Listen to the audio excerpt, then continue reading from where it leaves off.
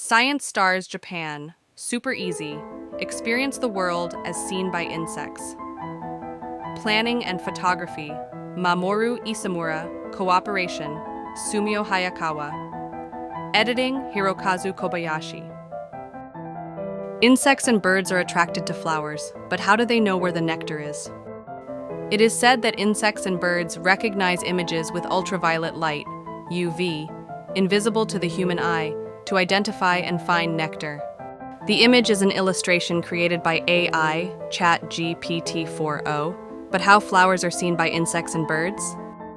The color of light can be explained in terms of wavelength. Light visible to the human eye is called visible light. This ranges from 400 nanometers to 700 nanometers. The range from 10 nanometers to 400 nanometers is called UV. Depending on the species, insects can perceive wavelengths above 300 nanometers, and birds can perceive wavelengths above 320 nanometers. A UV camera is necessary to experience the UV spectrum that insects and birds see. However, this camera is expensive and not easily accessible. On the other hand, UV mirrors, which detect uneven sunscreen application, makeup removal, and skin conditions, are available for around $40. It would be great to have one at home. You could borrow one. For this purpose, I used a smartphone-connected UV camera, product name UV Look, which cost around $70, as I wanted to record the images. Install the free app UV Look Lite on my smartphone, compatible with both iPhone and Android. Attach the UV camera to the back of the phone and tap the button marked with a red arrowhead to view the UV image. Let's try taking a photo. The subject here is a snowball plant, Japanese name Kanshirogiku. Tap the button with a green arrowhead, then a yellow arrowhead on the app to save the UV image. I took a UV image of the flower. But what kind of flower is this? I thought it was a pansy. After all, it looks just like a pansy. But this is the UV image of a pansy. It's pretty different. So, the answer is that the first image was a UV image of a geranium. Looking at other pansies, white and yellow pansies have UV images similar to visible ones, with the central part absorbing UV light. However, these mixed-color pansies absorb UV light throughout the petals.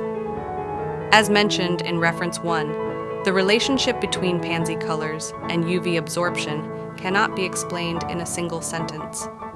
Now, what about other geraniums? In UV images, they all look like pansies. So, I ran the UV images of geraniums through Google Lens and asked what each flower was. They can't tell. Similar photos have already been reported, but they haven't been added to the search database yet. On the other hand, when I asked Google Lens about pansy UV images, it correctly identified white and yellow pansies. Indeed, these UV and visible light images are similar. However, for pansies with mixed colors, they have no idea. The petals appear black because they absorb UV light, which helps insects locate nectar. This is called a nectar guide. Patterns created by the reflection or absorption of UV light indicate the location of nectar in flowers.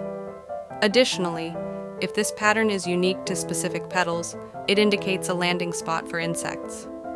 In this way, observing with a UV camera reveals various new worlds. For example, crows have stripes for individual recognition.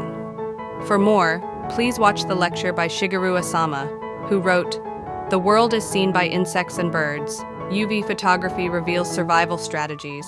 SciStars-J number 18. He has built his UV cameras. While obtaining such a high-performance UV camera is challenging, you might be able to make discoveries using UV mirrors or a simple UV camera. Summary 1. You can use a simple UV camera to capture UV images. 2. The parts of flower petals that absorb UV light and turn black serve as guides to indicate the location of nectar to insects and birds. 3. Using UV mirrors or simple UV cameras, you can see a world invisible to humans, but visible to birds and insects. Exploring further may lead to more discoveries in the future.